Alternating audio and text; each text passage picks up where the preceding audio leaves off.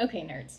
When you think Tuscany, you probably picture like rolling hills, drool-worthy, sun-drenched landscapes, your favorite aunt who probably gave you your wanderlust, that one might just be me, and red wines. Like, we always think of red wine with Tuscany, right? Like, probably Sangiovese, probably Chianti, but what if I told you that Tuscany's first DOC, that's Denominazione di Origine Controllata, sorry Italians, wasn't red at all. Today, we're sipping something crisp and historic and maybe underhyped, Vernaccia di San Gimignano. Also, if I seem a little tired or less enthusiastic and crazy than I normally do, we're on like day 3 of a headache. So I'm actually still the same amount of crazy, just a little bit lower key. The struggle is real, but it's already afternoon on Wednesday, which is when the videos are supposed to go up. So at least we're gonna get this up on the right day, and that's what matters, right? Great. Anyway, Vernaccia di San Gimignano, which I might lapse into calling VSG because that's just a lot of syllables, especially when you have a headache, is one of Tuscany's only whites. So Bulgari can be white and red, and then there's Van Santo, which is a sweet white, but otherwise, this is pretty much your primary Tuscan white. So it's grown on sandstone hills around the medieval town of San Gimignano. It's made mostly, if not entirely, based on the DOCG rules, from the Vernaccia grape, which does share its name with a few other Vernaccias in Italy, and brings me this hilarious quote from the Wine Bible. Thanks to the stainless steel tanks in which they are made, the best modern versions are young and crisp, although there's plenty of insipid Vernaccia di San Gimignano around. One reason for the so-so quality is that Vernaccia di San Gimignano is only one of several distinctly different grapes with the word Vernaccia in its name, and it's one of the blandest of those grapes. So, yeah, I'm really setting the stage for this, aren't I? The other Vernaccias, by the by, are Vernaccia di Oristano, I believe, from Sardinia, which can be made dry, sweet, or I think even fortified, and Vernaccia di Serrapetrona, which is a red sparkling made from the Marche grape. So these grapes are considered unrelated to this Vernaccia. Italy just likes to make it extra spicy when you're sitting for exams and trying to remember, everything. Anyway, so the Vernaccia grape has been grown in San Gimignano since at least 1276, and is the only wine mentioned in Dante's Divine Comedy. I'm not sure that being referenced in the gourmand's circle of purgatory as the wine used for cooking eels is the greatest shout out, but if you just say it's the only wine mentioned in the Divine Comedy, it sounds a lot better. Anyway, we're sticking with it because I have the bottle and we shall see. The name Vernaccia comes from vernaculum, which comes from the Latin vernaculus. Didn't know you were getting a lexical lesson, did you? But that gives us the word vernacular. So you could even argue that this wine is the local language of wine. You could argue a lot of things. There are no rules. Everything's made up. VSG was the first Italian wine, I think I mentioned this, to receive DOC status. That happened in 1966. And later, it became the first white to be promoted to DOCG in 1993. So for my fellow overachievers, this wine totally sees us. Now, we still have yet to see how that overachieving energy translates to the glass, which is also a mood. The sandstone-based vineyards sit around 280 meters, that's 918 feet imperial, so that's above sea level. We've got drainage, we've got elevation, we've got Mediterranean sun, so these grapes can ripen nice and evenly, but still keep a lot of their acidity. That translates into a wine that's crisp and structured, which seems like a great time to read you yet another quote from the Wine Bible. I was laughing out loud so much at this. Vernaccia di San Gimignano, traditionally, if somewhat tackily, referred to as the wine that kisses, licks, bites, and stings. Anyway, sure, yeah. We are looking for green or yellow apple, other yellow fruits like pear, lemon. Lemon's technically citrus, but it's also yellow, so like whatever. Possibly pineapple. It would have to be a really warm year, I think, to get the pineapple. And 2021, which is what I'm drinking, I'm not sure what you're drinking, was a weird year in Tuscany. There was like icy, rainy, frosty spring, and then this cool, wet early summer. It didn't really warm up, I think, until the end of June. So we made it to ripeness, but I'm not expecting much in the way of tropical fruit because I don't know how ripe we really managed to get. Also be looking for some almond notes, which can sometimes seem bitter until you kind of recognize what they are, and then probably some salinity.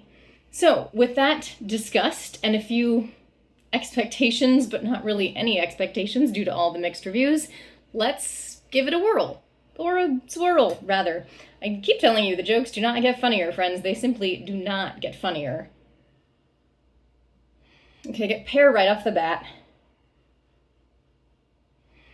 I feel like I get some lime zest.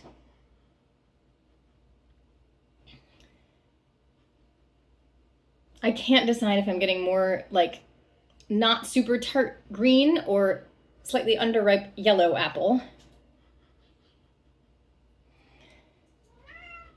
There's almost like a spicy note that I was not expecting.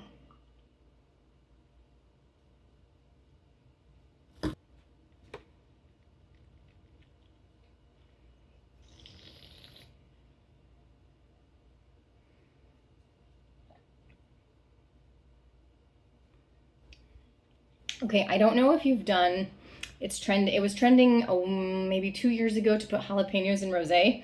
Now it's trending, I'm gonna go with a medium plus acid, by the way. Now it's trending to put jalapenos in your Sauvignon Blanc. I have not tried that, but I feel like I get like a jalapeno note, which is surprising me.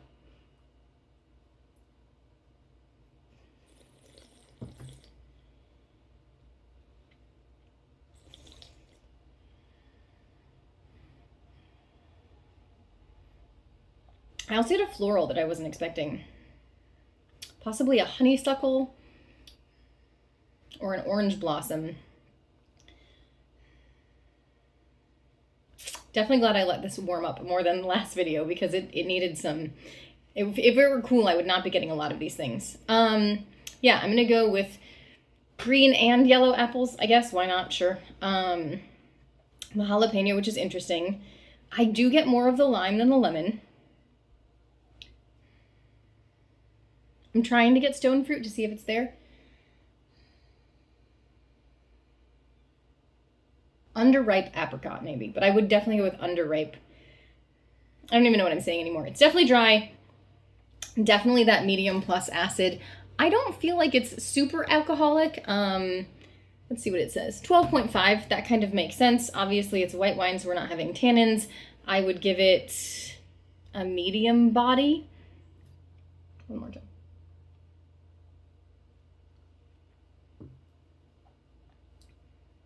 I can see medium body. Based on all of that, I'll try not to get carried away with the food this time, but let's go with artichokes, in part because I recently learned about fried artichokes, and so now I just want some. You don't have to fry them, though. You could just, like, dip them in melted butter or vegan butter and then scrape out those yummy bits with your teeth. Always a great first date choice. I know, I've done it. Interesting selection. If you are a seafood eater, definitely lots of seafood options here. I could absolutely see herbed this or lemon that. I say this and that because I don't eat seafood. And then I feel like throwing some capers on there would also be an excellent choice. I feel, yeah, I'd go with some capers. I could also be thinking of pesto pasta because I had some last week and it was amazing. So now I just want some more. But I feel like it would be great with this. Maybe I'll make some more tonight. Fun fact, if you don't like pesto because it tastes metallic, try it without pine nuts because this has been life-changing for me. I'm now a huge pesto fan. F you, pine nuts. If you like pine nuts, no offense. I just feel like they taste like metal. Again, trying not to get carried away. I've got at least 2 more ideas though. I had this garlic rosemary edamame at Mecca Noodle House. 100% if you're in Boston, go try it. And I feel like that would be strangely good with this. Like the rosemary would really bring out a lot of these flavors. And then, because we always need dessert suggestions, I learned there is actually such a thing as Vernaccia sorbet. So I guess if you didn't love drinking yours, you could make some sorbet. I'm just gonna keep drinking mine. So if you wanted to do a dessert, because it is acidic, I'd go with a salty sweet or a savory sweet. So maybe like white chocolate drizzled salty popcorn or a saffron gelato. As a reminder, of course, always what grows together goes together. So look for salty, herbaceous dishes from Tuscany and you'll probably just have a glorious time. If you are enjoying your Vernaccia, or if you like any of these others, we're doing the mix and match wines here. I would try other crisp, kind of like greener wines, like Vermentino, Albarino, or if you're in Portugal, it's Alvarinho, Assyrtiko. And actually, I have been obsessed with Pico de Pinet before, and I feel like I need to get it again. So I would say maybe that could be a fun, vein of vino. The wordplay, it's also terrible. And then for our 7 shades of Kevin Bacon, or whatever that is, I recently had a Falangina in a class, and I'm trying to remember it, but I feel like you could maybe make the argument for that. I think that's a wrap. Yeah, we covered an all right amount. And now you know that the next time someone says, oh, Tuscany wines are all red, you can raise your glass and be like, not in San Gimignano, darling. I don't know where that came from. I think that's from a movie. We're not going to do that. We're not snobs here. But you can always pretend to be snobs with your friends. I don't know where we're going with this. So drop your favorite overlooked white wine in the comments, or one you've never tried and want me to explore. Subscribe so you can continue to experience this delightful chaos. And I will see you next time. Do I know what we're drinking next time? Absolutely not. Do I know if I'll get it together enough to make a PowerPoint? I sure don't.